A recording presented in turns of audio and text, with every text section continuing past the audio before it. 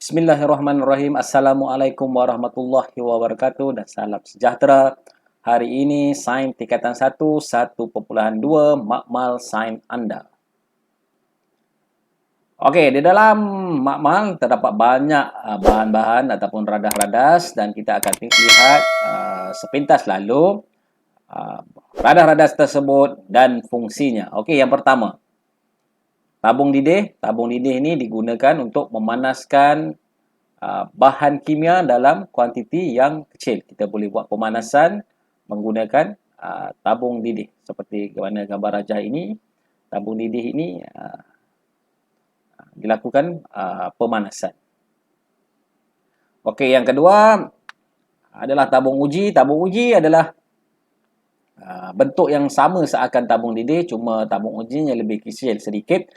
Kebiasaannya bertujuan untuk mengisi bahan kimia dalam kuantiti yang kecil. Tadi kalau kita perhatikan, kita dapat lihat bahawa tabung didih digunakan untuk melakukan pembakaran kesesuaiannya, tetapi tabung uji lebih sesuai untuk kita isi bahan kimia dalam kuantiti yang kecil. Okey, yang seterusnya, yang ketiga adalah bikar. Bikar mengisi bahan kimia dalam kuantiti yang besar. Okey, kita akan tengok bahawa bikar ini mempunyai kelainan ataupun berlainan isi padunya. Yang tertera ada 250, tetapi di dalam makmal kita ada beberapa jenis bikar lagi dengan isi padu yang berbeza, 100 ml ataupun 50 ml ni sebagai contoh ya, bikar. Okey, untuk mengisi bahan kimia dalam kuantiti yang besar. Kelalangkun, okey, mengisi bahan kimia dalam kuantiti yang besar juga. Kelalangkun ni biasanya digunakan untuk mencampurkan dua ataupun lebih bahan kimia bersama-sama dan dia akan digoncangkan. Digoncangkan. Kita tak guna spatula ataupun rod kaca untuk mengacau di dalam kun. Sebaliknya, kelalang kun ni kita goncangkan. Okey, yang seterusnya adalah kelalang dasar leper. Kelalang dasar leper ni juga adalah bertujuan untuk mengisi bahan kimia dalam kuantiti yang besar. Okey. Ini adalah bentuk kelalang dasar leper, di mana di bawahnya ni adalah bentuk leper. Sebab tu dinamakan kelalang dasar leper. Ada juga di dalam makmal kelalang dasar bulat. Tetapi yang tertera ini adalah kelalang dasar leper. Silinder penyukat. Silinder penyukat adalah untuk menyukat isi padu cecair. Kita ada berlainan jenis silinder penyukat. Di sini 250 ml, 250 ml, 100 ml dan juga 50 ml. Okey, silinder penyukat mampu menyukat, dia punya ketepatan dia adalah nombor bulat. Seperti contoh dekat sini, kalau kita tulis dekat sini 80, 81, 82, dia menyukat ketepatan nombor bulat lah. Tidak nombor perpuluhan. Okey, di sini pula. Yang seterusnya di sini adalah biuret. Biuret ini menyukat isi padu dengan tepat. Kita boleh menyukat isi padu cecair dengan tepat menggunakan biuret. Di sini yang contohnya adalah 50 ml. Biuret dia boleh menyukat sehingga nombor perpuluhan. Okey. 51.1, 51.1 ataupun kalau dekat dengan nombor 1 boleh menyukat sehingga 0.5.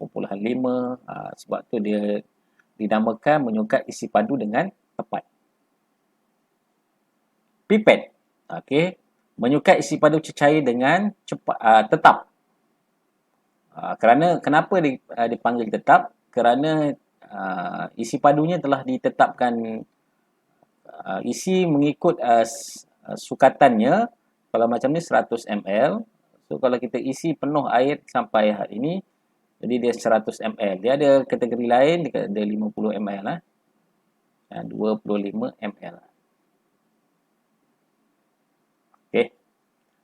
Tungku kaki tiga. Tungku kaki tiga adalah besi yang berkaki yang 3 ini digunakan adalah untuk menyokong radas semasa pemanasan. Kasadawai. Kasadawai digunakan untuk membantu menyebarkan haba dengan sekata semasa pemanasan. Disebabkan api daripada penunu bangsen itu hanya satu arah kecil saja. Jadi apabila kita membakar menggunakan kasadawai, api tersebut boleh diratakan, disebar ratakan, menyebarkan haba ke kawasan tersebut lah. Corong turas. Corong turas digunakan untuk menuras atau menapis pepejar tidak larut daripada campuran. Kita akan turas supaya kita dapat buat pengasingan di antara cecair ataupun bendasing yang lain. Balang gas. Balang gas digunakan untuk mengumpul gas.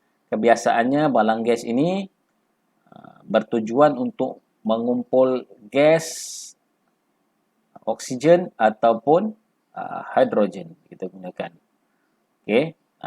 Kebiasaannya untuk ni adalah oksigen kita gunakan semasa untuk membuktikan bahawa 21% oksigen adalah kandungan daripada udara. So kita eksperimen itu kita menggunakan balang gas. Kaki retot. Kaki retot adalah bertujuan untuk memegang atau menyokong sesuatu radas. Ini adalah satu benda wajib apabila kita nak buat eksperimen menggunakan pemanasan.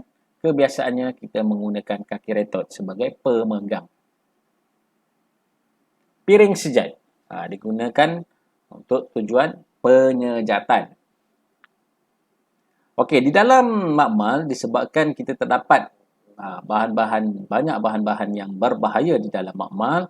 Jadi kita perlu belajar mengenai simbol-simbol amaran di botol-botol ataupun di tempat-tempat dilabelkan dengan simbol-simbol amaran adalah sangat berbahaya kepada pelajar.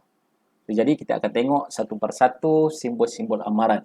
Okay, bahan merengsa. Bahan merengsa adalah bahan yang boleh menghasilkan wap atau wasap yang dapat membedihkan mata, hidung dan juga tekak. Kebiasaannya dengan tanda pangkah. Okey. Elakkan daripada menghidu wap atau wasap. Gunakan bahan kimia ini dalam kebuk wasap. Okey. Kebuk wasap di satu ruangan kebiasaannya berada di belakang makmal. Dia punya exhaust fan dekat situ. So biasanya eksperimen-eksperimen yang boleh menghasilkan wap yang bahaya ini kita lakukan dalam kebuk wasap supaya pelajar tidak menghidu wap tersebut. Contohnya adalah kloroform dan juga amonia. Bahan radioaktif. Okay, bahan radioaktif mengeluarkan sinaran radioaktif yang dapat menyebabkan kanser. Ini sangat-sangat bahaya. Ini lambangnya. Kebiasaannya di dalam makmal-makmal sekolah kita jarang ada bahan radioaktif kerana ianya sangat-sangat berbahaya, tetapi kita perlu pelajari bahawa jikalau terdapat lambang ini di pada botol ataupun mana-mana tanda bahawa itu adalah bahan radioaktif yang sangat berbahaya. Contohnya adalah uranium dan juga plutonium. Bahan menghakis. Okay, bahan menghakis adalah sifatnya menghakis. Bila tersentuh menggunakan tangan, dia boleh melecurkan kulit. Okay, perlu dicuci dengan air yang banyak jikalau terkena pada bahan tersebut. Di dalam makmal-makmal sekolah terdapat banyak asid dan juga alkali yang pekat. Jadi sangat-sangat berhati-hati jikalau mengendalikan asid dan juga alkali yang pekat. Contohnya asid dan alkali yang pekat ada macam-macam di dalam makmal. Lambang seakan tengkorak ini adalah bahan beracun atau bertoksik. Okey, bahan kimia ini beracun atau bertoksik, jangan dimakan, diminum, menghidu atau merasa bahan ini. Contohnya adalah merkuri dan juga klorin. Bahan mudah meletup. Bahan mudah meletup perlu digunakan dengan cermat bahan ini. Contohnya adalah gas hidrogen dan juga gas butana. Bahan mudah terbakar. bahan mudah menguap ataupun mudah terbakar, hendaklah dijauhkan daripada sumber api dan juga gunakan dengan cermat. Contohnya adalah alkohol dan juga petrol.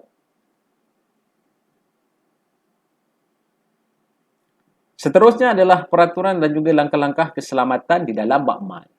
Okay, ini adalah contoh makmal apabila pelajar-pelajar melakukan eksperimen, sepatutnya pelajar-pelajar memakai kod khas atau semasa melakukan baju khas semasa melakukan eksperimen. Peraturan di dalam makmal. Untuk pelajar-pelajar, yang pertama sekali apabila sampai ke makmal, pelajar-pelajar tidak dibenarkan masuk ke makmal tanpa kebenaran. Hendaklah mendapatkan kebenaran guru terlebih dahulu, barulah pelajar boleh masuk ke dalam makmal. Jikalau pada hari tersebut kita melakukan eksperimen tersebut tidak boleh dimulakan, jangan mulakan eksperimen tersebut terlebih dahulu sebelum diarahkan oleh guru.